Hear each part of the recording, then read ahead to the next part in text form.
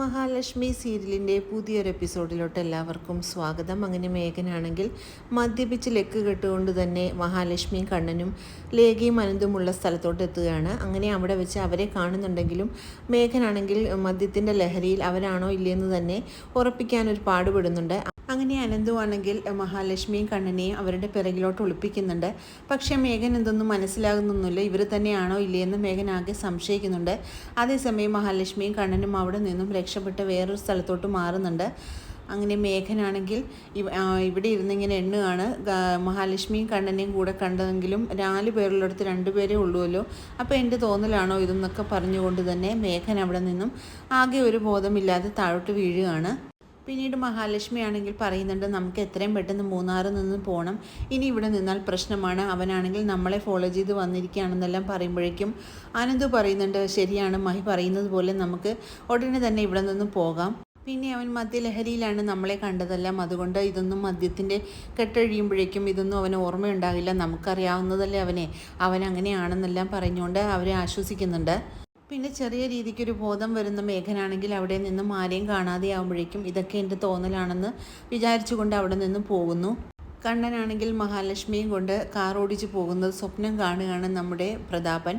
അങ്ങനെ പ്രതാപനാണെങ്കിൽ ഞെട്ടി എഴുന്നേറ്റ് സ്വപ്നത്തിൽ നിന്നും എഴുന്നേൽക്കുന്നുണ്ട്.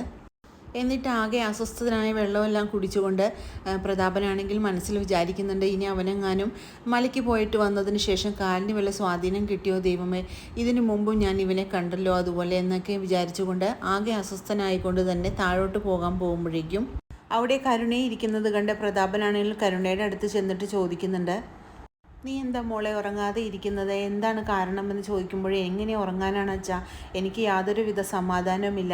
അവളും അയാളും കൂടെ ആ മൂന്നാറിൻ്റെ തണുപ്പിൽ തണുത്ത് രസിച്ച് നടക്കുന്നതൊക്കെ എനിക്ക് ഓർമ്മ വന്നിട്ട് എനിക്ക് ഉറക്കം വരുന്നില്ല അച്ഛാ, എനിക്കാണെങ്കിൽ തലയാണെങ്കിൽ പെരിക്കുന്നുണ്ടെന്നെല്ലാം പറഞ്ഞുകൊണ്ട് കരുണയാണെങ്കിൽ കല്ല് തുള്ളിക്കൊണ്ട് തന്നെ അവിടെ ഇരിക്കുകയാണ്. ഇനി അവൾ വന്നു കഴിയുമ്പോഴേക്കും വേറെ ഏതെങ്കിലും സ്ഥലത്തോട്ട് എൻ്റെ മുന്നിൽ കൂടെ തന്നെ അവൾ പോകും, അതെല്ലാം എനിക്ക് കണ്ടുകൊണ്ട് നിൽക്കാൻ മാത്രമേ ഭാഗ്യമുള്ളൂ എന്നൊക്കെ പറഞ്ഞുകൊണ്ട് കരുണയ്ക്ക് ദേഷ്യം വന്നിട്ട് അടക്കാനായില്ല. അപ്പോഴേക്കും പ്രതാപനാണെങ്കിൽ പറയുന്നുണ്ട്, എനിക്കും അത് തന്നെ മോളെ കാരണം ഞാനിപ്പോൾ ഒരു സ്വപ്നം കണ്ട് എഴുന്നേറ്റതേ ഉള്ളൂ. അവളെയും കൊണ്ട് അവനാണെങ്കിൽ വണ്ടി ഓടിച്ച് പോകുന്നതായിട്ടാണ് ഞാൻ സ്വപ്നം കണ്ടത്.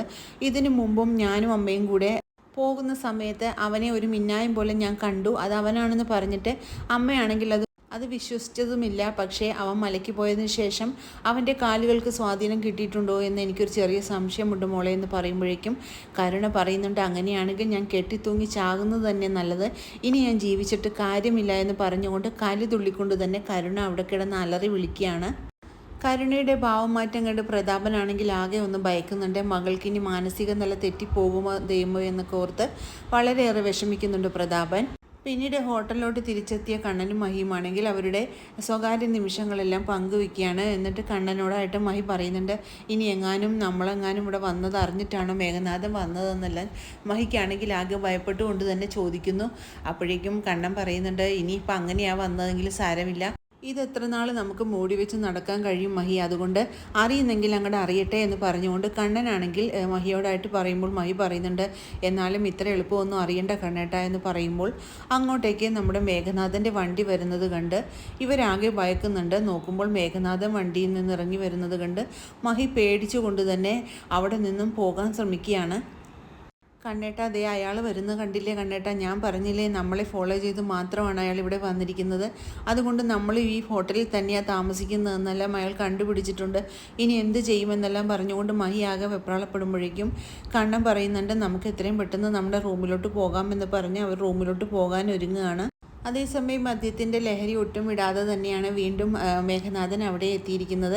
അങ്ങനെ മേഘനാഥനാണെങ്കിൽ വിചാരിക്കുന്നുണ്ട്, ഞാൻ കണ്ടതൊക്കെ സത്യമാണോ അതോ എൻ്റെ മനസ്സിൽ തോന്നിയ കാര്യങ്ങളാണോ, ഇനി എൻ്റെ മദ്യത്തിൻ്റെ ലഹരിയിൽ എനിക്ക് അങ്ങനെയൊക്കെ തോന്നിയതായിരിക്കുമല്ലോ എന്നെല്ലാം വിചാരിച്ചു കൊണ്ട് തന്നെ മേഘനാഥൻ ആടിക്കൊണ്ട് തന്നെ അങ്ങോട്ട് കയറി വരുന്നുണ്ട്.